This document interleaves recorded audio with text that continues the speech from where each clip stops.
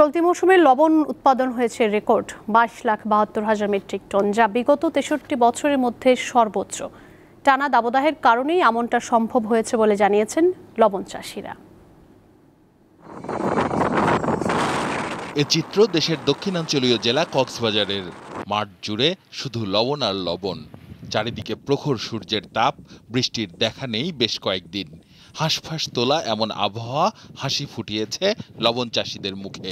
অন্যান্য বছরের তুলনায় এবছর বৃষ্টি কম হওয়ায় আমাদের লবণের সাহায্যে মাঠ ফসল ভালো হচ্ছে, তার মানে লবণ ভালোভাবে উঠতেছে। এখানে যদি আরো গরম করতেছে তো আর 20-15টা যদি মানে সিজন পাই মানে আরো উন্নতি হয়ে যাবে আর কি।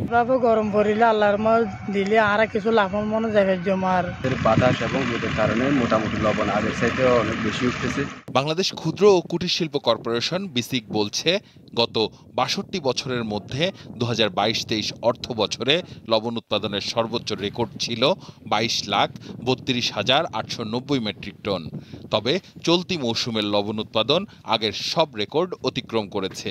এই আবহাওয়ার কারণে আসলে জনস্বাস্থ্যের জন্য বিশেষ হলেও কিন্তু লবণ চাষের জন্য এটা একটা আশীর্বাদ, এবং এটার কারণে আমাদের চাষিদেরকে অবশ্যই জন্য তারা এই প্রচণ্ড রোদের মধ্যে তারা কষ্ট করে মাঠে পরিশ্রম করছেন এবং লবণ উৎপাদন করছেন। এই বছর ইতিমধ্যেই গতকালকে পর্যন্ত আমাদের উৎপাদন হয়েছে 22,72,000 মেট্রিক টন। এবছর 1,933 একর লবণ চাষের জমি বৃদ্ধি পেয়ে হয়েছে 68,357 একর।